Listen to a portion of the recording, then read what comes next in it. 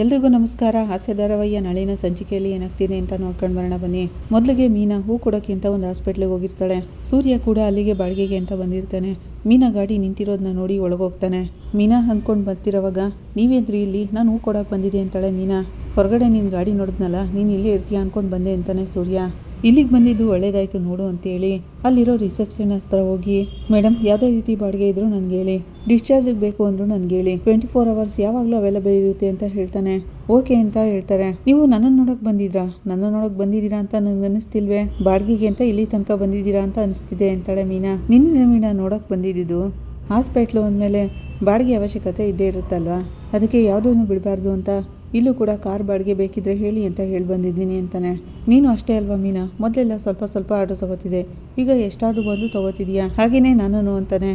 ಮತ್ತಿನ್ನೇನ್ರಿ ಮಾಡೋದು, ಸಾಲ ತೀರಿಸ್ಬೇಕಲ್ವಾ, ನಮ್ಮ ಕೈಲಾದಷ್ಟನ್ನ ನಾವು ಆದಷ್ಟು ಬೇಗ ಸಂಪಾದನೆ ಮಾಡಬೇಕು ಅಂತಾಳೆ. ನಾನು ಹಾಗೆ ಮಾಡ್ತಿದ್ದೀನಿ ಮೀನಾ. ಹೀಗೆ ನಾವಿಬ್ಬರು ಎಲ್ಲೂ ನಿಲ್ಲದೆ ಓಡ್ತಾ ಸಂಪಾದನೆ ಮಾಡ್ತಿದ್ದೀವಿ. ಆದರೂ ಎಷ್ಟು ದುಡ್ಡು ಸೇರುತ್ತೆ ಅಂತ ಗೊತ್ತಾಗ್ತಿಲ್ಲ. ಅವನಾಗಂತಿರೋವಾಗ ಅದಕ್ಕೆ ಅಂತ ಹಗಲು ರಾತ್ರಿ ಎಲ್ಲ ಗಾಡಿ ಓಡಿಸ್ಬೇಡಿ, ಆರೋಗ್ಯನೂ ಮುಖ್ಯನೇ ಅಂತಾಳೆ ಮೀನಾ. ಅರೆ ಅದನ್ನು ನೀನು ಹೇಳ್ತಿದ್ಯಾ? ನೀನು ಮಾತ್ರ ರಾತ್ರಿ ಆಗಲೆಲ್ಲ ಹೂ ಕಟ್ತಾನೆ ಇರು.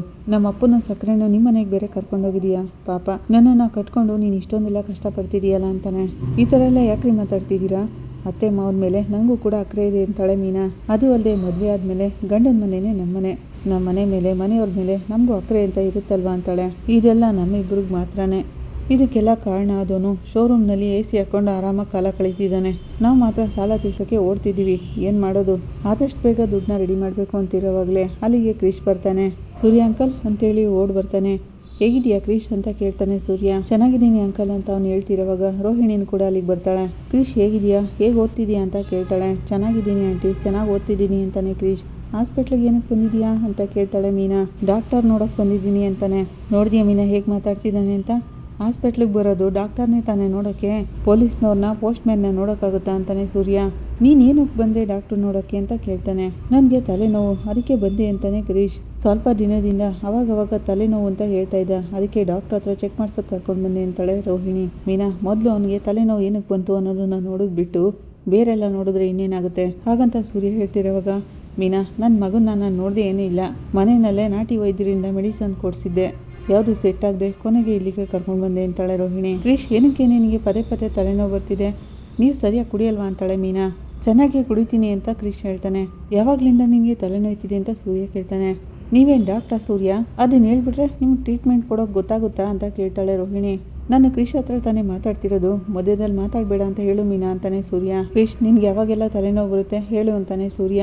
ಅದು ಬಂದು ಅಂತ ಕ್ರಿಶ್ ಹೇಳ್ತಿರೋವಾಗ, ಅಲ್ಲೇನೋ ನೋಡ್ತಿದ್ಯಾ, ಇಲ್ಲಿ ನೋಡು ಹೇಳು ಅಂತಾನೆ ಸೂರ್ಯ. ಅಮ್ಮ ಮನೆಯಲ್ಲಿ ಅವಾಗವಾಗ ಕೋಪ ಮಾಡಿಕೊಂಡು ಜಗಳ ಮಾಡ್ತಾ ಇರ್ತಾರೆ, ಆಗಲೂ ನನಗೆ ತಲೆನೋವು ಬರುತ್ತೆ ಅಂತಾನೆ ಕ್ರಿಶ್. ಆಮೇಲೆ ಫೋನ್ನಲ್ಲಿ ಅವಾಗವಾಗ ಮನೋಜ್ ಡ್ಯಾಡಿ ಹತ್ರ ಟೆನ್ಷನಲ್ಲಿ ಮಾತಾಡ್ತಿರ್ತಾರೆ, ಅದನ್ನೆಲ್ಲ ನೋಡಿ ನನಗೂ ತಲೆನೋವು ಬರುತ್ತೆ. ಆ ಅಜ್ಜಿ ಇದ್ದಾರಲ್ಲ ವಿಶಾಲಮ್ಮ, ಅವ್ರ ಹತ್ರ ಮಾತಾಡ್ತಿರೋವಾಗಲೂ ನಂಗೆ ತಲೆನೋವು ಬರುತ್ತೆ ಅಂತಾನೆ ಕ್ರಿಶ್. ಆಗ ರೋಹಿಣಿ, ಕ್ರಿಶ್ ನೀನು ನನ್ನ ಜೊತೆ ತಲೆನೋವು ಅಂತ ಮಾತ್ರ ತಾನೇ ಹೇಳಿದ್ದು, ಇದನ್ನೆಲ್ಲ ಯಾಕೆ ಹೇಳಲಿಲ್ಲ ಮೊದಲೇನೆ ಅಂತ ಕೇಳ್ತಾಳೆ. ಏನಕ್ಕೆ ನಿನಗೆ ತಲೆನೋವು ಬಂತು ಅಂತ ಕೇಳಲೇ ಇಲ್ವಲ್ಲ ಅಮ್ಮ ಅಂತ ಕ್ರಿಶ್ ಹೇಳ್ತಾನೆ. ರೋಹಿಣಿಗೆ ತನ್ನ ತಪ್ಪೇನು ಅಂತ ಗೊತ್ತಾಗುತ್ತೆ. ಮಕ್ಕಳಿಗೆ ಏನೇನು ನಡೀತೋ ಅದೆಲ್ಲ ಅರ್ಥ ಆಗುತ್ತೆ, ಆದರೆ ಅದಕ್ಕೇನು ಉತ್ತರ ಕೊಡಬೇಕು ಏನು ಹೇಳಬೇಕು ಅಂತ ಅವ್ರಿಗೆ ಗೊತ್ತಾಗಲ್ಲ. ಅದಕ್ಕೆ ಅವನಿಗೆ ಆರೋಗ್ಯದಲ್ಲಿ ಸಮಸ್ಯೆ ಆಗಿರೋದು. ಬೇರೆಯವ್ರನ್ನ ಏಮಾರಿಸೋದ್ರ ಮೇಲಿರೋ ಗಮನ ಇವನ ಮೇಲೂ ಇರಲಿ ಅಂತಾಳೆ ಮೀನಾ. ಆಗ ರೋಹಿಣಿ, ನಾನು ಯಾರ ಹತ್ರನೂ ಅಡ್ವೈಸ್ ಕೇಳಬೇಕಾಗಿಲ್ಲ, ಬಾರೋ ಅಂತೇಳಿ ಕ್ರಿಶ್ನ ಕರ್ಕೊಂಡೋಗ್ತಾಳೆ. ಪಾಪ ಗಂಡಿ ಕ್ರಿಶ್ ಅಂತ ಮೀನಾ ಹೇಳ್ತಾಳೆ. ಹೌದು ಮೀನಾ, ಸುತ್ತ ನಡೆಯೋದನ್ನೆಲ್ಲ ನೋಡಿ ತಲೆ ಇಟ್ಕೊಂಡು ಇವನಿಗೆ ತಲೆನೋವು ಬಂದಿದೆ. ದೊಡ್ಡವ್ರಿಗೇನೋ ಸ್ಟ್ರೆಸ್ ಆಗಿ ತಲೆನೋವು ಬರುತ್ತೆ ಅಂತ ಹೇಳ್ತಾರೆ, ಆದರೆ ಚಿಕ್ಕ ಮಕ್ಳಿಗೂ ಅದೇ ರೀತಿ ಇರುತ್ತಾ ಅಂತ ಮೀನಾ ಕೇಳ್ತಾಳೆ. ಮಕ್ಕಳನ್ನ ಯಾವ ರೀತಿ ಬೆಳೆಸ್ಬೇಕು ಅಂತ ಮೊದಲೇ ಗೊತ್ತಿರಬೇಕು ಮೀನಾ. ಅಪ್ಪ ಹೇಳ್ತಾ ಇದ್ರು ಅವಾಗವಾಗ, ಮಕ್ಕಳೆದುರಿಗೆ ಜಗಳ ಮಾಡಬಾರ್ದು, ಕೋಪ ಮಾಡ್ಕೋಬಾರ್ದು, ಅದರಿಂದ ಮಕ್ಕಳಿಗೆ ತೊಂದರೆ ಆಗುತ್ತೆ ಅಂತ ಹೇಳ್ತಾ ಇದ್ರು. ಈ ಪಾರ್ಲರಮ್ಮ ಇವನ ಎದುರಿಗೇನೆ ಎಲ್ಲ ಕೆಲಸನೂ ಮಾಡಿದ್ದಾಳೆ, ಮತ್ತಿನ್ನೇನಾಗುತ್ತೆ ಅಂತ ಕೇಳ್ತಾನೆ. ಹೌದು ರೀ, ಆಮೇಲೆ ಸ್ವಲ್ಪನಾದರೂ ಅಕ್ರೆನ ತೋರಿಸ್ಬೇಕು ತಾನೆ. ಅವಳಿಗೆ ಅವಶ್ಯಕತೆಗೆ ಬಿದ್ದಾಗೆಲ್ಲ ಕೃಷ್ಣ ಉಪಯೋಗಿಸ್ಕೊಂಡಿದ್ದಾಳೆ. ಕೃಷ್ಣ ನೆನೆಸ್ಕೋತಿದ್ರೆ ತುಂಬಾನೇ ಕಷ್ಟ ಆಗ್ತಿದೆ ರೀ ಅಂತಾಳೆ ಮೀನಾ. ಈ ಪೌಡ್ರು ಡಾಕ್ಟರ್ ಹತ್ರ ತೋರ್ಸೋಕೆ ಕರ್ಕೊಂಡು ಬಂದಿದ್ದಾಳಲ್ಲ, ಎಲ್ಲ ಸರಿ ಹೋಗುತ್ತೆ ಬಾ ಮೀನಾ ಅಂತಾನೆ ಸೂರ್ಯ. ಈ ಕಡೆ ಕುಸುಮ ಅವ್ರ ಮನೆಯಲ್ಲಿ ಕಾರ್ಡ್ ಕೊರಕ್ಕೆ ಬಂದಿದ್ದವರು ಬಾಯಿಗೆ ಬಂದಾಗ ಮಾತಾಡಿರ್ತಾರೆ, ಅದನ್ನೆಲ್ಲ ಶಾಂತಿ ಕೇಳಿಸ್ಕೊಂಡಿರ್ತಾಳೆ. ಅವರು ಕಾರ್ಡ್ ಕೊಟ್ಟು ಹೊರಗೋದ್ಮೇಲೆ ಶಾಂತಿ ರೂಮಿಂದ ಆಚೆ ಬರ್ತಾಳೆ. ಬಿಗ್ರೆ ಕಾಫಿ ಏನಾದರೂ ಕೊಡ್ಲಾ, ಜ್ಯೂಸ್ ಏನಾದರೂ ಮಾಡ್ಕೊಂಡು ಬಂದು ಕೊಡ್ಲಾ ಅಂತ ಕುಸುಮ ಕೇಳ್ತಾರೆ. ಅದೆಲ್ಲ ಏನು ಬೇಡ, ಇದುವರೆಗೂ ನೀವು ಮಾಡಿದ್ದೆಲ್ಲ ಸಾಕು ಅಂತಾಳೆ ಶಾಂತಿ. ಯಾಕೆ ಬಿಗ್ರೆ ಈ ಥರ ಮಾತಾಡ್ತಿದ್ದೀರಾ ಅಂತ ಕುಸುಮ ಕೇಳ್ತಾರೆ. ನನ್ನ ಬಗ್ಗೆ ಊರು ತುಂಬ ಏನೇನು ಹೇಳ್ಕೊಂಡು ಬಂದಿದ್ದೀರಾ ನೀವು ಹಾಗಂತ ಶಾಂತಿ ಕೇಳ್ತಾಳೆ. ನಾನೇನು ಹೇಳಿದ್ದೀನಿ ಬಿಗ್ರೆ ಅಂತ ಕುಸುಮ ಹೇಳ್ತಾರೆ. ನನ್ನನ್ನು ಗೈಯಾಳಿ ಅತ್ತೆ ಅಂತ ಎಲ್ರಿಗೂ ಹೇಳ್ಕೊಂಡು ಬಂದಿದ್ದೀರಾ, ನಿಮ್ಮ ಮನೆಗೆ ಬಂದಿದ್ದೀನಿ ಅಂತ ಈ ಥರ ಎಲ್ಲ ಹೇಳ್ಕೊಂಡು ಬಂದಿದ್ದೀರಾ ಅಂತಾಳೆ. ಬಿಗ್ರೆ ಏನು ಹೇಳ್ತಿದ್ದೀರಾ ನೀವು? ನಾನು ಏನಕ್ಕೆ ನಿಮ್ಮ ಬಗ್ಗೆ ತಪ್ಪಾಗಿ ಹೇಳ್ಕೊಂಡು ಬರಲಿ ಅಂತಾರೆ ಕುಸುಮ. ಅದೇ ಈಗ ಬಂದಿದ್ರಲ್ಲ ಅವರಿಬ್ರು, ಅವ್ರು ಮಾತಾಡ್ತಿರೋದನ್ನೆಲ್ಲನೂ ನಾನು ಕೇಳಿಸ್ಕೊಂಡೆ. ನೀವು ನನ್ನ ಬಗ್ಗೆ ತಪ್ಪಾಗಿ ಹೇಳಲಿಲ್ಲ ಅಂದರೆ ಅವ್ರು ಯಾಕೆ ಈ ರೀತಿ ಎಲ್ಲ ಮಾತಾಡ್ತಿದ್ರು? ಬಿಗ್ರೆ ನೀವು ಈ ಥರ ಅಂತ ನಾನು ಯಾರ ಜೊತೆನೂ ಹೇಳಿಲ್ಲ ಅಂತಾರೆ ಕುಸುಮ. ಮತ್ತೆ ಬೇರೆ ಇನ್ನೇನು ಹೇಳಿದ್ದೀರಾ ಅಂತ ಕೇಳ್ತಾಳೆ ಶಾಂತಿ. ನೀವೇನು ಹೇಳ್ದೇನೆ ಅವ್ರು ಹೇಗೆ ನನ್ನ ಬಗ್ಗೆ ಅಷ್ಟೊಂದೆಲ್ಲ ಮಾತಾಡಿದ್ರು? ಹಾಗಲ್ಲ ಬಿಗ್ರೆ, ನೀವು ಯಾವಾಗಲೂ ಮನ್ಸಿಗೆ ಬಂದಿದ್ದನ್ನ ತಟ್ ಅಂತ ಮಾತಾಡ್ಬಿಡ್ತೀರಾ ಅಂತ ಹೇಳಿದ್ನಲ್ಲ, ಅದನ್ನು ಕೂಡ ನಾನು ಯಾವಾಗಲೂ ಒಂದೊಂದ್ಸರಿ ಹೇಳಿರೋದು, ಬೇರೆ ಇನ್ನೇನು ನಾನು ಹೇಳಲಿಲ್ಲ ಅಂತಾರೆ ಕುಸುಮ. ಓ, ಬೇಕು ಅನ್ನಿಸ್ದಾಗ ಯಾವಾಗ ಬೇಕಾದರೂ ನನ್ನ ಬಗ್ಗೆ ಹೇಳ್ಕೊಂಡು ಬರ್ತೀರಾ ನೀವು? ಮನ್ಸಿಗೆ ಬಂದದ್ದೆಲ್ಲ ಮಾತಾಡ್ತೀನಿ ಅಂದರೆ ಏನರ್ಥ? ಬುದ್ಧಿ ಇಲ್ಲದೇ ಇರೋರು ಕಂಡಿದ್ದೆಲ್ಲ ಮಾತಾಡ್ತಾರೆ ಅಂತ ತಾನೇ ಅವ್ರುಗಳು ಮಾತಾಡ್ಕೊಳ್ಳೋದು. ಹಾಗಂತ ಶಾಂತಿ ಹೇಳ್ತಿರೋವಾಗ ಹಾಗೆಲ್ಲ ಏನೂ ಇಲ್ಲ ಬಿಗ್ರೆ, ತಪ್ಪಾಗಿ ನಾನು ನಿಮ್ಮ ಬಗ್ಗೆ ಏನು ಹೇಳಲಿಲ್ಲ ಅಂತಾರೆ ಕುಸುಮ. ಮತ್ತು ಇನ್ನು ಹೇಗೆ ಅವ್ರು ನನ್ನ ಬಗ್ಗೆ ಮಾತಾಡ್ಕೋತಿದ್ರು? ಇವರು ಹಾಗೆಲ್ಲ ನಡ್ಕೊಂಡಿದ್ದಕ್ಕೇನೆ ಈಗ ಇವ್ರಿಗಿಂಥ ಸ್ಥಿತಿ ಬಂತು ಅಂತ ಮಾತಾಡ್ಕೊಂಡು ಹೇಗೆ ಹೋದ್ರು? ಮತ್ತೆ ಶಾಂತಿ ಹಾಗಂತಿರುವಾಗ ತಪ್ಪಾಯಿತು ಬಿಗ್ರೆ, ಅವರಿಬ್ಬರು ನಿಮ್ಮ ಮುಂದೆ ಆ ರೀತಿ ಎಲ್ಲ ಮಾತಾಡಬಾರ್ದಿತ್ತು ಅಂತಾರೆ ಕುಸುಮ. ನಾನು ನಿಮ್ಮ ಹತ್ರ ಕ್ಷಮೆ ಕೇಳ್ತಿದ್ದೀನಿ, ಕ್ಷಮಿಸ್ಬಿಡಿ ಅಂತ ಕೇಳ್ತಾರೆ. ಆಗ ಶಾಂತಿ, ಹಾಗಾದರೆ ಹೊರಗಡೆ ಹೋಗಿ ಸಪ್ರೇಟಾಗಿ ನನ್ನ ಬಗ್ಗೆ ಮಾತಾಡ್ಕೊಳ್ಳಿ ಅಂತ ಹೇಳ್ತಿದ್ದೀರಾ ಅಂತಾಳೆ. ಬಿಗ್ರೆ, ನಾನೇನು ಆ ರೀತಿ ಹೇಳ್ತಿಲ್ಲ, ನನ್ನನ್ನು ಕ್ಷಮಿಸ್ಬಿಡಿ ಅಂತಾರೆ ಕುಸುಮ. ಇನ್ಮೇಲೆ ಈ ಮನೆಯಲ್ಲಿ ಒಂದು ನಿಮಿಷನೂ ಕೂಡ ನಾನಿರಲ್ಲ. ನಿಮ್ಗಳ ಹತ್ರ ಈ ರೀತಿ ಮಾತು ಕೇಳ್ಕೊಂಡು ಇಲ್ಲಿರೋದಕ್ಕಿಂತ ಯಾವುದಾದ್ರೂ ಆಶ್ರಮ ನೋಡಿಕೊಂಡ್ರೆ ಒಳ್ಳೆಯದು. ಇನ್ಮೇಲೆ ನಾನು ಈ ಮನೇಲಿ ಇರಲ್ಲ ಅಂತ ಶಾಂತಿ ಹೇಳ್ತಿರೋವಾಗಲೇ ಮೀನಾ ಅಲ್ಲಿಗೆ ಬರ್ತಾಳೆ. ಸೂರ್ಯನು ಕೂಡ ಬರ್ತಾನೆ. ಅತ್ತೆ ಏನಾಯಿತು ಅತ್ತೆ, ಯಾಕೆ ಈ ಥರ ಕೋಪ ಮಾಡ್ಕೊಂಡಿದ್ದೀರಾ ಅಂತ ಮೀನಾ ಕೇಳ್ತಾಳೆ. ನನ್ನ ಮಾನ ಮರ್ಯಾದೆ ಗೌರವ ಎಲ್ಲನೂ ಬಿಟ್ಟು ಇಲ್ಲಿಗೆ ಬಂದನಲ್ಲ, ಅದಕ್ಕೆ ಒಳ್ಳೆ ಮರ್ಯಾದೆನೇ ಸಿಕ್ತು ಬಿಡು ಅಂತಾಳೆ ಶಾಂತಿ. ಅತ್ತೆ ಏನಾಯಿತು ಅಂತಾಳೆ ಮೀನಾ. ಇಲ್ಲಿಗೆ ಬಂದಿದ್ದಕ್ಕೆ ನಾನು ಏನಾದರೂ ತೊಗೊಂಡು ಹೊಡ್ಕೋಬೇಕು ಅಂತಾಳೆ ಶಾಂತಿ. ಸಕ್ಕರೆ ಏನು ಸಕ್ಕರೆ ನೀವು ಈಗ ಈ ಥರ ಕೋಪ ಮಾಡ್ಕೊಳ್ಳೋ ಅಂಥದ್ದು ಏನಾಯಿತು ಅಂತಾನೆ ಸೂರ್ಯ. ಇನ್ಮೇಲೆ ಒಂದು ನಿಮಿಷನೂ ನಾನು ಇಲ್ಲಿರಲ್ಲ, ನಾನು ಇನ್ನು ಹೊರಡ್ತೀನಿ ಅಂತ ಶಾಂತಿ ಹೇಳ್ತಾಳೆ. ಆಗ ಮೀನಾ, ಅತ್ತೆ ಕೋಪ ಮಾಡ್ಕೋಬೇಡಿ, ಮೊದಲು ಏನಾಯಿತು ಅಂತ ಹೇಳಿ ಅಂತಾಳೆ ಮೀನಾ. ಇಲ್ಲಿಗೆ ಇಬ್ಬರು ಕಾರ್ಡ್ ಕೊಡೋಕ್ಕೆ ಅಂತ ಬಂದಿದ್ರು, ಅವ್ರು ಹೇಗೆಲ್ಲ ಮಾತಾಡ್ಬಿಟ್ಟು ಹೋದ್ರು ಗೊತ್ತಾ? ಇವ್ರು ಅವ್ರ ಜೊತೆ ಹೇಳ್ದೇನೆ ಅದೇಗೆ ನನ್ನ ಬಗ್ಗೆ ಆ ರೀತಿ ಎಲ್ಲ ಮಾತಾಡ್ಬಿಟ್ಟು ಹೋದ್ರು. ಹಾಗಂತ ಶಾಂತಿ ಹೇಳ್ತಿರುವಾಗ, ಅಮ್ಮ ಏನಮ್ಮ ಇದೆಲ್ಲ ಅಂತಾಳೆ ಮೀನಾ.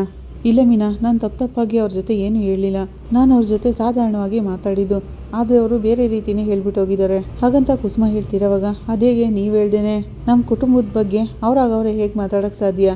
ಹೀಗೇನೆ ನೀವು ನಮ್ಮ ಬಗ್ಗೆ ಊರಿಗೆ ತುಂಬ ಹೇಳ್ಕೊಂಡು ಬಂದಿದ್ದೀರಾ? ಹಾಗಂತ ಶಾಂತಿ ಕೇಳ್ತಿರುವಾಗ, ಅತ್ತೆ ಅಮ್ಮ ಆ ರೀತಿ ಎಲ್ಲ ಹೇಳಲ್ಲ, ಇದರಿಂದ ನಿಮ್ಮ ಮನಸ್ಸಿಗೆ ನೋವಾಗಿರ್ಬೋದು, ಇದನ್ನು ದೊಡ್ಡದಾಗಿ ತಗೋಬೇಡಿ ಅತ್ತೆ ಅಂತಾಳೆ ಮೀನಾ. ಅಮ್ಮ ಗೊತ್ತಿಲ್ಲದೇನೆ ಏನೋ ಮಾತಾಡ್ಬಿಟ್ಟಿದ್ದಾರೆ, ಕ್ಷಮಿಸ್ಬಿಡಿ ಅತ್ತೆ ಅಂತ ಕೇಳ್ಕೊತಾಳೆ. ಆಗ ಶಾಂತಿ, ಹೌದೌದು ಗೊತ್ತಿಲ್ಲದೇನೆ ಮಾತಾಡ್ಬಿಟ್ಟಲ್ಲ, ನಿಮ್ಮ ಮನೆಯವರೆಲ್ಲ ಸೇರಿ ಚೆನ್ನಾಗೇ ನಾಟಕ ಮಾಡ್ತೀರಾ ಅಂತಾಳೆ. ನಿಮ್ಮಮ್ಮ ಊರು ತುಂಬ ನನ್ನ ಬಗ್ಗೆ ಹೇಳ್ಕೊಂಡು ನನ್ನ ಮರ್ಯಾದೆ ತೆಗಿತಿದ್ದಾರೆ, ನೀನು ನಮ್ಮ ಮನೆಗೆ ನಾವೆಲ್ಲರೂ ಹೋಗ್ಬಾರ್ದು ಅಂತ ನಿನ್ನ ಪದವಿಗೆ ರಾಜೀನಾಮೆ ಕೊಡದೆ ಆಟ ಆಡಿಸ್ತಿದೀಯಾ? ಅವಳಾಗಂತಿರೋವಾಗ ಸೂರ್ಯ ಕೂಡ ಏನು ಮಾತಾಡದೆ ಸುಮ್ಮನೆ ನಿಂತಿರ್ತಾನೆ. ಈಗ ನನಗೆಲ್ಲ ಅರ್ಥ ಆಗ್ತಿದೆ, ನೀವೆಲ್ಲರೂ ಆಡ್ತಿರೋ ಆಟ ನೋಡಿದ್ರೆ ನಾವು ನಮ್ಮ ಮನೆಗೆ ಹೋಗ್ಬಾರ್ದು, ಇಲ್ಲೇ ನನ್ನನ್ನು ಇರಿಸ್ಕೊಂಡು ನನ್ನ ಮಾನ ಮರ್ಯಾದೆನೆಲ್ಲನೂ ತೆಗಿಬೇಕು, ಅದೇ ತಾನೇ ನಿಮ್ಗೆಲ್ರಿಗೂ ಬೇಕಾಗಿರೋದು ಅಂತಾಳೆ ಶಾಂತಿ. ಅತ್ತೆ ಆ ರೀತಿಯೆಲ್ಲ ಏನೂ ಇಲ್ಲ ಅತ್ತೆ. ಹಾಗಂತ ಮೀನಾ ಹೇಳ್ತಿರೋವಾಗ, ನನಗೇನೋ ನಿಮ್ಮ ಮನೆಯವರೆಲ್ಲ ಸೇರಿ ನನ್ನ ಮೇಲೆ ಸೇಡ್ ತೀರಿಸ್ಕೋತಿದ್ದೀರಾ ಅಂತ ನನಗನ್ನಿಸ್ತಿದೆ ಅಂತಾಳೆ. ಹಾಗಂತ ಶಾಂತಿ ಹೇಳ್ತಿರೋವಾಗ, ನಾವೇನು ಕತೆ ನಿಮ್ಮ ಮೇಲೆ ಸೇಡ್ ತೀರಿಸ್ಕೋಬೇಕು? ನನ್ನ ಪದವಿಗೆ ರಾಜೀನಾಮೆ ಕೊಟ್ಟರೆ ನಿಮಗೆ ಸಮಾಧಾನ ಆಗುತ್ತೆ ಅನ್ನೋದಾದರೆ ನಾನು ಈಗಲೇ ಹೋಗಿ ರಾಜೀನಾಮೆ ಕೊಡ್ತೀನಿ ಅಂತಾಳೆ ಮೀನಾ. ಹಾಗನ್ಕೊಂಡು ಮೀನಾ ಹೋಗ್ತಿರುವಾಗ, ಏಯ್ ನನ್ನೇನು ಭಿಕಾರಿ ಅಂದ್ಕೊಂಡಿದ್ಯೇನೆ? ನೀನು ರಾಜೀನಾಮೆ ಕೊಟ್ಬಿಟ್ರೆ ನಾನೇನು ಆ ಪದವಿಲಿ ಹೋಗಿ ಕೂತ್ಕೋತೀನಾ? ಅದೇನು ದೊಡ್ಡ ಮಂತ್ರಿ ಪದವಿನಾ? ಎಲ್ಲರೂ ಸೇರಿ ನನ್ನನ್ನು ಅಸಹ್ಯವಾಗಿ ನೋಡ್ತಿದ್ದೀರಲ್ಲ, ನನ್ನಿಂದ ಇನ್ನೂ ಇಲ್ಲಿರೋಕ್ಕಾಗಲ್ಲ, ನಾನು ಹೊರಡ್ತೀನಿ ಅಂತಾಳೆ ಶಾಂತಿ. ಆಗ ಮೀನಾ, ಅತ್ತೆ ಇರಿಯತ್ತೆ, ಈಗಲೇ ನಾನು ಹೋಗಿ ಆ ಪದವಿಗೆ ರಾಜೀನಾಮೆ ಕೊಡ್ತೀನಿ, ಈ ಜಗಳನೂ ಬೇಡ, ನಿಮ್ಮ ಮನಸ್ಸಿಗೆ ಕಷ್ಟ ಆಗೋದು ಬೇಡ ಅಂತ ಹೋಗ್ತಾ ಇರ್ತಾಳೆ. ಆಗ ಸೂರ್ಯ ಅವಳನ್ನ ತಡೆದು ನಿಲ್ಲಿಸ್ತಾನೆ. ನೀನು ಎಲ್ಲಿಗೆ ಹೋಗ್ತಿದೀಯಾ? ಅದನ್ನೆಲ್ಲ ಮಾಡೋದು ಬೇಡ ಅಂತಾನೆ ಸೂರ್ಯ. ಇಲ್ಲ ರೀ, ನಾನು ನನ್ನ ಪದವಿಗೆ ರಾಜೀನಾಮೆ ಕೊಡಲೇಬೇಕು ಅಂತ ನಿರ್ಧಾರ ಮಾಡಿಬಿಟ್ಟಿದ್ದೀನಿ ಅಂತಾಳೆ ಮೀನಾ. ನಾನು ಬೇಡ ಅಂತ ಹೇಳ್ತಿದ್ದೀನಲ್ಲ ಅಂತ ಸೂರ್ಯ ಜೋರಾಗಿ ಕೂಗಾಡ್ತಾನೆ. ಮತ್ತು ಇನ್ನೇನು ಮಾಡು ಅಂತ ಹೇಳ್ತಿದ್ಯೋ? ನಾನು ಈ ಮನೆಯಲ್ಲೇ ಇರಬೇಕಾ? ಕಂಡ್ಕೊಂಡವರೆಲ್ಲ ಬಾಯಿಗೆ ಬಂದಾಗ ಮಾತಾಡ್ತಿರ್ಬೇಕಾ ನನ್ನ ಬಗ್ಗೆ? ಅದನ್ನು ಕೇಳಿಸ್ಕೊಂಡೆ ನಾನು ಇಲ್ಲಿ ಇರಬೇಕಾ ಅಂತಾಳೆ ಶಾಂತಿ. ನೋಡಿ ಸಕ್ಕರೆ, ನಿಮ್ಮ ಬಗ್ಗೆ ಗೊತ್ತಿಲ್ಲದೇನೆ ಮಾತಾಡಿದ್ದು ತಪ್ಪೇನೆ, ಇದನ್ನೆಲ್ಲ ಇಲ್ಲಿಗೆ ಬಿಟ್ಬಿಡಿ ಅಂತಾನೆ ಸೂರ್ಯ. ಹಾಗೆಲ್ಲ ಮಾನ್ಗೆಟ್ಟು ಇಲ್ಲಂತೂ ಇರೋಕ್ಕಾಗಲ್ಲ ನನಗೆ, ಅವಳ ಪದವಿಗೆ ರಾಜೀನಾಮೆ ಕೊಡಿಸಿ ನಮ್ಮ ಮನೆಗೆ ನಾವು ಹೋಗೋದನ್ನ ಮೊದಲು ನೋಡು ಅಂತಾಳೆ ಶಾಂತಿ.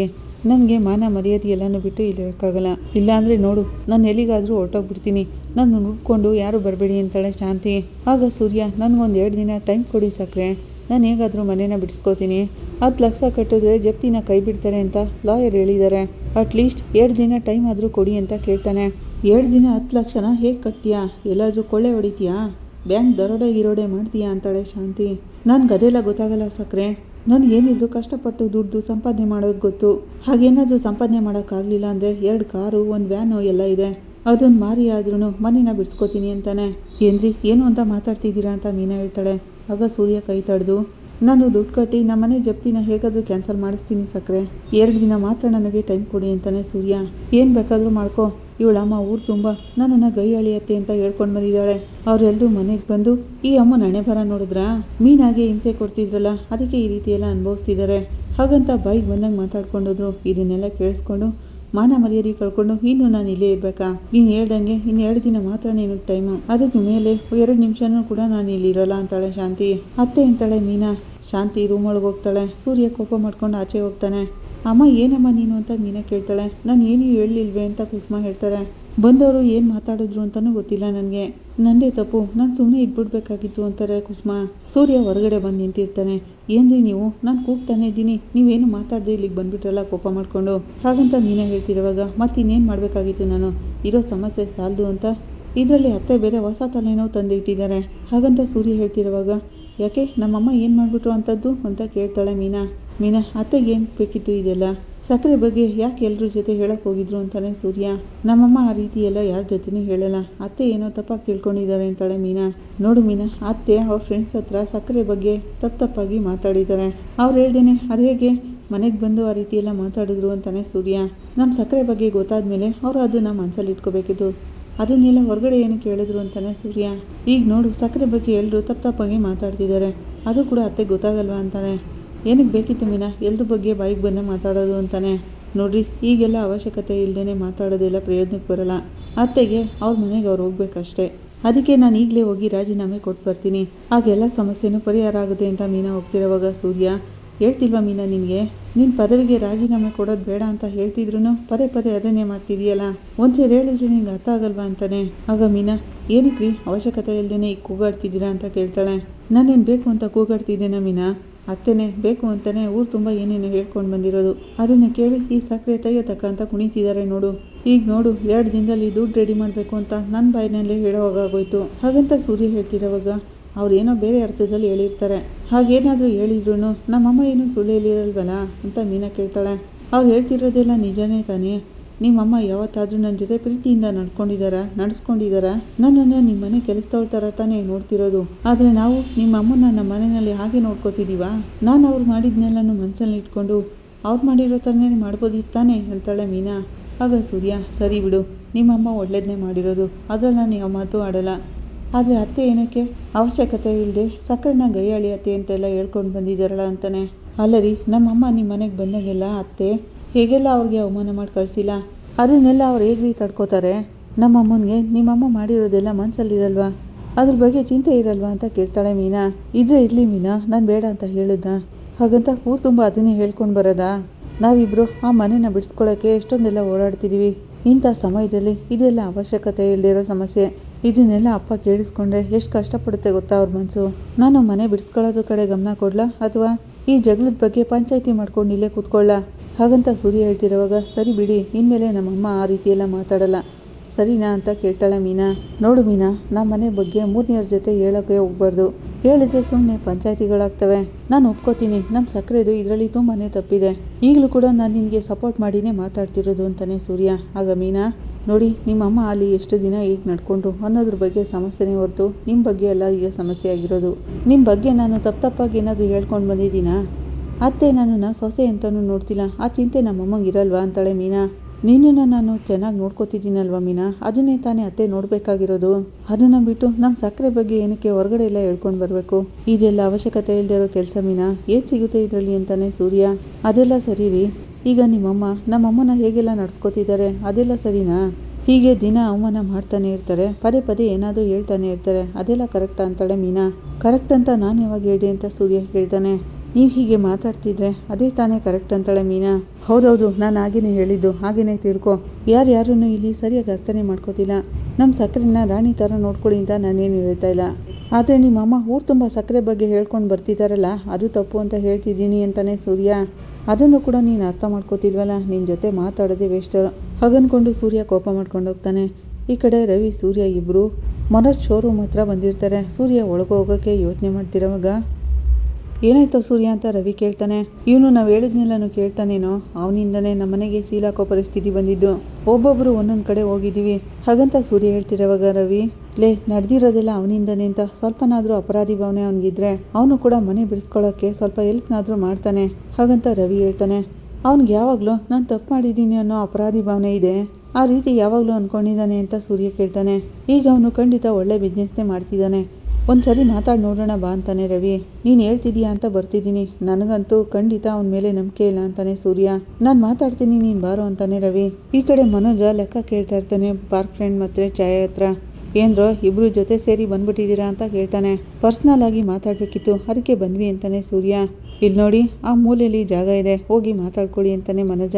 ಲೇ ಬೈಕ್ ಬಂದಾಗ ಮಾತಾಡಬೇಡ, ನಾವು ನಿನ್ನ ಜೊತೆ ಪರ್ಸ್ನಲ್ ಆಗಿ ಮಾತಾಡಬೇಕು ಅಂತ ಬಂದಿರೋದು ಅಂತಾನೆ ಸೂರ್ಯ. ಬಾ ಛಾಯಾ ಅಂತೇಳಿ ಪಾರ್ಕ್ ಫ್ರೆಂಡ್ ಮತ್ತು ಛಾಯಾ ಅಲ್ಲಿಂದ ಹೋಗ್ತಾರೆ. ಏನು ನನ್ನ ಜೊತೆನಾ ಅಂತ ಮನೋಜ ಕೇಳ್ತಾನೆ. ಹೌದು, ನಾನೇನೆ ಸೂರ್ಯನ ಕರ್ಕೊಂಡು ಬಂದಿರೋದು ಅಂತ ರವಿ ಹೇಳ್ತಾನೆ. ನಾವು 3 ಜನ ಸೇರಿ ಒಂದು ಡಿಸಿಷನ್ಗೆ ಬರಬೇಕು ಅಂತಾನೆ ರವಿ. ಏನು ಡಿಸಿಷನು? ನೀವು ಹೆಂಡ್ತಿರ ಮನೇಲಿ ಜಾಲಿಯಾಗಿದ್ದೀರಾ, ನಾನು ತಾನೇ ಇಲ್ಲಿ ಒಬ್ಬನೇನೆ ಶೋರೂಮ್ನಲ್ಲಿ ಬಿದ್ದಿರೋದು. ಹಾಗಂತ ಮನೋಜ ಹೇಳ್ತಿರೋವಾಗ, ಲೇ ಸಾಕು ಈ ಕಡೆ ಬಾರೋ ಅಂತಾನೆ ರವಿ. ನಮ್ಮ ಮನೆ ಜಪ್ತಿ ಕ್ಯಾನ್ಸಲ್ ಆಗಬೇಕು ಅಂದರೆ 10 ಲಕ್ಷ ರೂಪಾಯಿನ ಕೋರ್ಟು ಕಟ್ಟಬೇಕು. ಕೋರ್ಟ್ಗೆ ಆ ದುಡ್ಡನ್ನ ನಾವು ಕಟ್ಟಿದ್ರೇ ಅವ್ರಿಗೆ ನಮ್ಮ ಮೇಲೆ ನಂಬಿಕೆ ಬರೋದು. ನಂತರ ಬ್ಯಾಲೆನ್ಸ್ ಅಮೌಂಟ್ನ ನಿಧಾನ ಕಟ್ಬೋದು, ಕಟ್ಟಿ ಅಂತ ಕೋರ್ಟು ಕೂಡ ಟೈಮ್ ಕೊಡುತ್ತೆ. ನಮ್ಮ ಲಾಯರು ಕೂಡ ಅದನ್ನೇ ಹೇಳಿರೋದು ಅಂತ ರವಿ ಹೇಳ್ತಿರೋವಾಗ ಮನೋಜ, ಲೇ ಇದೆಲ್ಲ ಆಲ್ರೆಡಿ ಗೊತ್ತಿರೋ ವಿಷಯನೇ ಕಣೋ, ಇದನ್ನ ಹೇಳೋಕ್ಕೆ ಇಲ್ಲಿ ತನಕ ಬಂದ್ರ ಅಂತಾನೆ. ಲೇ ಆ ದುಡ್ಡನ್ನ ಕಟ್ಟೋಕ್ಕೆ ಸೂರ್ಯ ಒಬ್ಬನೇ ಕಷ್ಟಪಡ್ತಿದ್ದಾನೆ ಕಣೋ, ಪಾಪ ಅವ್ನು ಮಾತ್ರ ಒಬ್ಬನೇ ಏನಕ್ಕೆ ಕಷ್ಟಪಡಬೇಕು? ನಾವು 3 ಜನ ಸೇರಿ ನಮ್ಮ ಮನೇನ ಹೇಗಾದರೂ ಜಪ್ತಿಯಿಂದ ಬಿಡಿಸ್ಕೋಬೇಕು ಅಂತಾನೆ ರವಿ. ನೀನು ಇಷ್ಟು ಕೊಡು, ನಾನು ಎಷ್ಟು ಕೊಡ್ತೀನಿ ಅಂತ ಏನೂ ಹೇಳಬೇಕಾಗಿಲ್ಲ, ನಮ್ಗಳ ಕೈಲಿ ಎಷ್ಟಾಗುತ್ತೋ ಅಷ್ಟನ್ನ ಕೊಡೋಣ ಅಂತಾನೆ. ಬ್ಯಾಲೆನ್ಸ್ನ ಹೇಗಾದರೂ ರೆಡಿ ಮಾಡೋಣ. ಈಗ ನಿನ್ನ ಕೈಲಿ ಎಷ್ಟು ದುಡ್ಡನ್ನ ಕೊಡೋಕ್ಕಾಗುತ್ತೆ ಅಷ್ಟನ್ನು ಕೊಡು ಅಂತ ರವಿ ಕೇಳ್ತಿರೋವಾಗ ಮನೋಜ, ನನ್ನ ಕೈಯಿಂದ ಈಗ ಏನು ಕೊಡೋಕ್ಕಾಗಲ್ಲ ಅಂತಾನೆ. ಏನೋ ನನ್ನ ಕೈಲಾಗಲ್ಲ ಅಂತ ಹೇಳ್ತಿದ್ಯಾ? ಹಾಗಾದರೆ ನಮ್ಮ ಮನೆ ಜಪ್ತಿಯಾಗಿದ್ರೇ ಪರವಾಗಿಲ್ವಾ ನಿನಗೆ ಅಂತ ಕೇಳ್ತಾನೆ ರವಿ. ಮನೆ ಜಪ್ತಿಯಾಗಿದ್ದರೆ ನನಗೇನಾಗಬೇಕು? ಇಲ್ಲಿ ಬಿಡು, ಆಗಲೇ ಹೇಳಿದ್ರಲ್ಲ ಅಪ್ಪ ನನಗೆ ಆ ಮನೆಯಲ್ಲಿ ಭಾಗ ಇಲ್ಲ ಅಂತ, ಆ ಮನೆ ಹೇಗಿದ್ರೆ ನನಗೇನು? ಹಾಗಂತ ಮನೋಜ ಹೇಳ್ತಿರೋವಾಗ ಸೂರ್ಯ ಅವ್ನು ಕುತ್ತಿಗೆ ಪಟ್ಟಿ ಇಟ್ಕೋತಾನೆ. ನಿನಗೆ 4 ಬಿಟ್ಟರೆ ಹೇಗಾಗಬೇಕು ಗೊತ್ತಾ ಅಂತ ಅವ್ನು ಕುತ್ತಿಗೆ ಪಟ್ಟಿ ಇಟ್ಕೊಂಡು ಹೊಡೆಯೋಕೆ ಹೋಗ್ತಿರೋವಾಗ ಸೂರ್ಯ ಬಿಡೋ ಬಿಡೋ ಅಂತ ರವಿ ಬಿಡಿಸ್ತಾನೆ. ಲೇ ಕೊಬ್ಬೇನ ನಿನಗೆ, ಈಗಾಗಲೇ ನೀನು ಭಾಗ ಅಂತ ಹೇಳ್ತಿದೆಯಲ್ಲ, ಅದ್ರ ಮೇಲೆ ಎದ್ವಾ ತದ್ವಾ ಸಾಲ ಮಾಡಿದೀಯಾ? ನಿನ್ನಿಂದಾನೇ ಇಷ್ಟೊಂದೆಲ್ಲ ಸಮಸ್ಯೆ ಆಗಿರೋದು. ಅಪ್ಪನ ಸೈನ್ನ ಫೋರ್ಜರಿ ಮಾಡಿದೆಯಲ್ಲ, ಅದರಿಂದನೇ ತಾನೇ ಇದೆಲ್ಲ ನಡೀತಿರೋದು. ಸ್ವಲ್ಪ ಬಿಟ್ಟಿದ್ರೆ ಯಾರಿಗೂ ಗೊತ್ತಿಲ್ಲದಿರೋ ಹಾಗೆ ಈ ಮನೇನ ಮಾರ್ಬಿಡ್ತಿದೆಯಲ್ಲ. ಇಷ್ಟೊಂದೆಲ್ಲ ತಪ್ಪು ಮಾಡಿರೋ ನಿನಗೆ ಅಪ್ಪ ಕೋಪದಲ್ಲಿ ಏನೋ ಒಂದು ಮಾತು ಹೇಳ್ಬಿಟ್ರೆ ಅದನ್ನೇ ಮನಸ್ಸಿನಲ್ಲಿ ಇಟ್ಕೊಂಡು ಈಗ ನಾನೇನಕ್ಕೆ ಕೊಡಬೇಕು ಅಂತ ಹೇಳ್ತಿದೀಯಾ? ನೀನು ಒಬ್ಬ ಮಗನ, ಅಪ್ಪ ಒಂದೊಂದು ನಿಮಿಷನೂ ಎಷ್ಟು ಕಷ್ಟಪಡ್ತಿದ್ದಾರೆ, ಎಷ್ಟು ವೇದನೆ ಅನುಭವಿಸ್ತಿದ್ದಾರೆ ಅಂತ ನಿನಗೆ ಗೊತ್ತೇನೋ? ಹಾಗಂತ ಸೂರ್ಯ ಹೊಡೆಯೋಕೆ ಹೋಗ್ತಿರೋವಾಗ ಸೂರ್ಯ ಬಿಡೋ ಅಂತಾನೆ ರವಿ. ಲೇ ಮನೋಜ್, ಅಪ್ಪ ಅವತ್ತೇನೋ ಕೋಪದಲ್ಲಿ ಆ ರೀತಿ ಹೇಳ್ಬಿಟ್ಟಿದ್ದಾರೆ, ಅದಕ್ಕೆ ಅಂತ ನಿನ್ನ ಶೇರ್ನ ಕೊಡದೆ ಏನೂ ಇರಲ್ಲ. ಇದನ್ನೆಲ್ಲ ದಯವಿಟ್ಟು ಅರ್ಥ ಮಾಡ್ಕೊ. ನಾವು 3 ಜನನೂ ಸೇರಿ ಟ್ರೈ ಮಾಡಿದ್ರೆ ಆ ಸಾಲನ ಬೇಗ ತೀರಿಸ್ಬೋದಲ್ವಾ ಅಂತ ಕೇಳ್ತಾನೆ ರವಿ. ಆಗ ಮನೋಜ, ನನಗೆ ಅಪ್ಪನ ಮೇಲೆ ನಂಬಿಕೆ ಇಲ್ಲ ಅಂತಾನೆ. ಆಗ ಸೂರ್ಯ, ಏನು ಅಪ್ಪನ ಮೇಲೆ ನಂಬಿಕೆ ಇಲ್ವಾ ಅಂತಾನೆ. ಜೀವನದಲ್ಲಿ ಯಾರನ್ನು ನಂಬಾರ್ದು, ಅದು ನಾನು ಕಲ್ತ್ಕೊಂಡಿರೋ ಪಾಠ ಅಂತಾನೆ ಮನೋಜ. ನಿನ್ನ ಬುದ್ಧಿಗೆ ಬೇರೆ ಇನ್ನೇನು ಯೋಚನೆ ಮಾಡೋಕ್ಕಾಗುತ್ತೆ? ನಿನ್ನ ಥರನೇ ಬೇರೆಯವರು ಇರ್ತಾರೆ ಅಂತ ಅಂದ್ಕೊಂಡ್ಬಿಟ್ಟಿದೆಯಲ್ಲ ನೀನು. ಹಾಗಂತ ಸೂರ್ಯ ಹೇಳ್ತಿರೋವಾಗ, ಇಲ್ಲಿ ನೋಡು ಮನೋಜ, ಏನಕ್ಕೀಗ ಈ ಥರ ಎಲ್ಲ ಮಾತಾಡ್ತಿದೀಯಾ? ನಾವು 3 ಜನ ಸೇರಿದ್ರೆ ಯಾವ ಸಮಸ್ಯೆನೂ ದೊಡ್ಡದಲ್ಲ. ಈಗ ಮನೆ ಜಪ್ತಿನಲ್ಲಿದೆ, ತಕ್ಷಣ 10 ಲಕ್ಷ ರೂಪಾಯಿನ ಅದಕ್ಕೆಲ್ಲ ಕಟ್ಟಬೇಕು. ಅದಕ್ಕೆ ನಿನ್ನ ಕೈಲಾದಷ್ಟು ಎಲ್ಪ್ ಮಾಡೋಕ್ಕಾಗುತ್ತಾ ಅಂತ ಕೇಳೋಣ ಅಂತ ಬಂದ್ವಿ. ನಿನ್ನ ಕೈಲಿ ಎಷ್ಟು ಕೊಡೋಕ್ಕಾಗುತ್ತೆ ಅಂತ ಕೇಳ್ತಾನೆ ರವಿ. ಆಗ ಮನೋಜ, ನಾನು ಹೇಳಿದ್ನಲ್ಲೋ ಆಗ್ಲೇ, ಆ ಮನೆಗೂ ನನಗೂ ಯಾವ ಸಂಬಂಧನೂ ಇಲ್ಲ, ಅದಕ್ಕೆ ನಾನು ಯಾಕೆ ದುಡ್ಡು ಕೊಡಬೇಕು ಅಂತಾನೆ. ಆಗ ರವಿ, ಏನೋ ಇದೆಲ್ಲ ಅಪ್ಪ ಏನೋ ಕೋಪದಲ್ಲ ಆ ರೀತಿ ಮಾತಾಡಿದ್ದಾರೆ, ನೀನೇನೇ ತಪ್ಪು ಮಾಡಿದ್ರು ಅಪ್ಪ ನಿನ್ನನ್ನು ಹಾಗೆ ಬಿಟ್ಬಿಡ್ತಾರ ಅಂತಾನೆ. ಸರಿ ಹಾಗಾದರೆ ನಾನು ಹೇಳ್ದಾಗ ಮಾಡು, ನನ್ನ ಕೈಲಾದಷ್ಟು ದುಡ್ಡನ್ನ ನಾನು ತೊಗೊಂಡು ಬಂದು ಕೊಡ್ತೀನಿ. ಆದರೆ ಮನೆಯಲ್ಲಿ ಮನೋಜ್ಗೂ ಕೂಡ ಭಾಗ ಇದೆ ಅಂತ ಅಪ್ಪನ ಕೈಲಿ ಬರೆಸಿ ಸೈನ್ ಮಾಡಿಸ್ಕೊಂಡು ಬಂದು ಕೊಡು ಅಂತಾನೆ. ಆಗ ಸೂರ್ಯ ಕೋಪ ಮಾಡಿಕೊಂಡು ಮತ್ತೆ ಮನೋಜನ್ ಹೊಡೆಯೋಕೆ ಹೋಗ್ತಾನೆ. ಲೇ ಸೂರ್ಯ, ಟೆನ್ಷನ್ ಆಗಬೇಡ ಇರೋ. ಹಾಗಂತ ರವಿ ತಡಿತಾನೆ. ಇನ್ನೇನೋ ಮಾಡಲಿ, ಇವನ ಬಗ್ಗೆ ನನಗೆ ಚೆನ್ನಾಗೇ ಗೊತ್ತು, ಅದಕ್ಕೆ ನಾನು ಹೇಳಿದ್ದು ಇವನನ್ನ ನೋಡೋಕೆ ಹೋಗೋದು ಬೇಡ ಅಂತ. ಇವನು ಈಗೇನೆ ಕಣೋ ಬೈಕ್ ಬಂದಾಗ ಮಾತಾಡ್ತಾನೆ ಇರ್ತಾನೆ. ಮೊದಲು ಕೊಡೋರ್ಗೆ ಕೊಡೋ ಮನ್ಸಿರ್ಬೇಕು, ಅದೆಲ್ಲ ಇವನಿಗೆಲ್ಲಿರುತ್ತೆ. ಏನೋ ನೀನು ಹೇಳ್ದೆ ಅಂತ ನಿನಗೋಸ್ಕರ ಇಲ್ಲಿಗೆ ಬಂದೆ, ಇವನ್ ಬುದ್ಧಿ ಎಲ್ಲ ಇದೇ ಥರ ಕಣೋ. ಇಲ್ಲಿಗೆ ನಾನು ಬಂದಲ್ಲ, ನನ್ಗೆ ಹೇಳ್ಕೋಬೇಕು ಛೇ ಅಂದ್ಕೊಂಡು ಸೂರ್ಯ ಅಲ್ಲಿಂದ ಹೋಗ್ತಾ ಇರ್ತಾನೆ. ಆಗ ರವಿ, ಲೇ ಸೂರ್ಯ ಇರೋ ಅಂದ್ಬಿಟ್ಟು, ಲೇ ಮನೋಜ್, ನಮ್ಮ ಫ್ಯಾಮಿಲಿ ಈಗ ಟಫ್ ಸಿಚುವೇಶನಲ್ಲಿದೆ. ಸೂರ್ಯ ಎಷ್ಟು ಅಂತ ಭಾರ ಹೊತ್ಕೊಂಡು ತಡ್ಕೋತಾನೆ. ನೀನು ಅಂದ್ಕೊಂಡಾಗೇನೆ ಅಪ್ಪ ನಿನಗೆ ಮನೆಯಲ್ಲಿ ಭಾಗ ಇಲ್ಲ ಅಂತ ಹೇಳಿದ್ರು ನನಗೆ ಕೊಡೋ ಭಾಗದಲ್ಲೇ ನಿನಗೂ ಒಂದು ಭಾಗನ ಕೊಡ್ತೀನಿ, ಸರಿನಾ ಅಂತ ರವಿ ಹೇಳ್ತಿರೋವಾಗ ಮನೋಜ, ಸರಿ ಈಗೊಂದು ಕೆಲಸ ಮಾಡು, ಈಗ ನೀನು ಹೇಳಿದೆಯಲ್ಲ ಅದನ್ನೆಲ್ಲ ಒಂದು ಬಾಂಡ್ ಪೇಪರ್ನಲ್ಲಿ ಬರೆಸಿ ಅದಕ್ಕೆ ನೀನು ನೀನು ಹೆಂಡ್ತಿ ಇಬ್ಬರು ಸೈನ್ ಮಾಡಿಕೊಡಿ ಅಂತ ಕೇಳ್ತಾನೆ. ಆಗ ಸೂರ್ಯ, ನೋಡ್ದೇನೋ ಇನ್ನೇನು ಮಾತಾಡ್ತಿದ್ದಾನೆ ಅಂತ ಕೇಳಿಸ್ಕೊಂಡ್ಯಾ? ಕಳ್ಳಂತರ ದುಡ್ಡು ಎತ್ಕೊಂಡು ಓಡೋದಂತ ಓಡುಗಳ್ಳಿ ಇವನು, ಅದಕ್ಕೆ ಇವನು ಯಾರನ್ನ ನಂಬಲ್ಲ ಅಂತಿದ್ದಾನೆ. ನಾನು ಮೊದಲೇ ಹೇಳ್ದೆ ಇವನ ಜೊತೆ ಮಾತಾಡೋಕೆ ಹೋಗೋದು ಬೇಡ ಅಂತ, ನೀನು ಕೇಳಿದ್ಯಾ ನೀನು? ಹಾಗಂತ ಸೂರ್ಯ ಹೇಳ್ತಿರುವಾಗ ನಾನೀಗ ತಪ್ಪಾಗಿ ಏನು ಕೇಳಿದೆ ಅಂತಾನೆ ಮನೋಜ. ಏನೇ ಇದು ರಿಟರ್ನ್ ಫಾರ್ಮೆಟಲ್ಲಿ ಬರ್ಕೊಡಿ ಅಂತ ಕೇಳಿದೆ. ಅವನಾಗಂತಿರುವಾಗ ಸೂರ್ಯ, ಲೇ ರವಿ, ಇದಕ್ಕೂ ಮೇಲೆ ನಾನು ಇಲ್ಲೇ ನಿಂತ್ಕೊಂಡು ಇವ್ನ ಮಾತುಗಳನ್ನ ಕೇಳಿಸ್ಕೊತಾನೆ ಇದ್ರೆ ಇವ್ನ ಹಿಡ್ಕೊಂಡು ಚೆನ್ನಾಗಿ ಹೊಡೆದಾಕ್ಬಿಡ್ತೀನಿ ನೋಡು, ಬಾ ಇಲ್ಲಿಂದ ಮೊದಲು ಹೋಗೋಣ ಅಂತ ರವಿನ ಹಿಡ್ಕೊಂಡು ಹೇಳ್ಕೊಂಡು ಕರ್ಕೊಂಡು ಹೋಗ್ತಾನೆ. ಆಗಲ್ಲಿಗೆ ಪಾರ್ಕ್ ಫ್ರೆಂಡ್ ಬಂದು, ಯೋ ಏನಯ್ಯ ನೀನು, ನಿನ್ನ ತಮ್ಮದಿರು ಇಬ್ಬರು ಬಂದು ಸಾಲ ತೀರ್ಸೋಕ್ಕೆ ತಾನೇ ದುಡ್ಡನ್ನ ಕೇಳಿದ್ದು, ನೀನು ಕೈಲಾದಷ್ಟನ್ನ ಕೊಡ್ಬೇಕು ತಾನೇ. ಹಾಗಂತ ಅವ್ನು ಹೇಳ್ತಿರೋವಾಗ, ಅಯ್ಯೋ ಹೋಗಿ ಬ್ರೋ, ಇವ್ರನ್ನೆಲ್ಲ ನಂಬೋಕ್ಕೆ ಆಗಲ್ಲ, ಎಲ್ಲ ಸಾಲನೂ ನನ್ನ ತಲೆಗೆ ಕಟ್ಬಿಡ್ತಾರೆ ಆಮೇಲೆ ಅಂತಾನೆ ಮನೋಜ. ನನಗೇನೋ ಆಗ ಅನ್ನಿಸ್ಲಿಲ್ಲ, ಅವರಿಬ್ಬರು ಆ ರೀತಿ ಮಾಡೋರಲ್ಲ ಅಂತಾನೆ ಪಾರ್ಕ್ ಫ್ರೆಂಡ್. ಅವ್ರ ಬಗ್ಗೆ ನನಗೆ ಚೆನ್ನಾಗೇ ಗೊತ್ತು, ಒಳ್ಳೆ ಕೆಲಸ. ನಾನೇನಾದರೂ ಸರಿಯಾಗಿ ಓದ್ಕೊಳ್ಳಿಲ್ಲ ಅಂದಿದ್ರೆ ಎಷ್ಟೊಂದು ಜನ ನನ್ನನ್ನು ಎಮರ್ಸಿರೋರು, ಈಗ ನನ್ನನ್ನು ಯಾರು ಎಮರ್ಸೋಕ್ಕಾಗಲ್ಲ ಅಂತ ಹೇಳ್ತಾನೆ ಮನೋಜ. ಆಗ ಪಾರ್ಕ್ ಫ್ರೆಂಡ್, 2 ವರ್ಷ ಇವನ ಹೆಂಡ್ತಿ ಇವನನ್ನೇ ಎಮರ್ಸಿದ್ದಾಳೆ, ಈಗ ನೋಡಿದ್ರೆ ನನ್ನನ್ನು ಯಾರು ಎಮರ್ಸೋಕ್ಕಾಗಲ್ಲ ಅಂತ ಹೇಳ್ತಿದ್ದಾನೆ, ಮಾತಾಡೋಕ್ಕೇನಂತೆ ಅಂದ್ಕೊಂಡು ಹೋಗ್ತಾನೆ. ಇಲ್ಲಿಗೆ ಈ ಸಂಚಿಕೆ ಮುಕ್ತಾಯ ಆಗುತ್ತೆ. ನಿಮ್ಗೆ ಇಷ್ಟ ಆದರೆ ಲೈಕ್ ಮಾಡಿ, ಕಮೆಂಟ್ ಮಾಡಿ, ಸಬ್ಸ್ಕ್ರೈಬ್ ಮಾಡಿ. Thank you.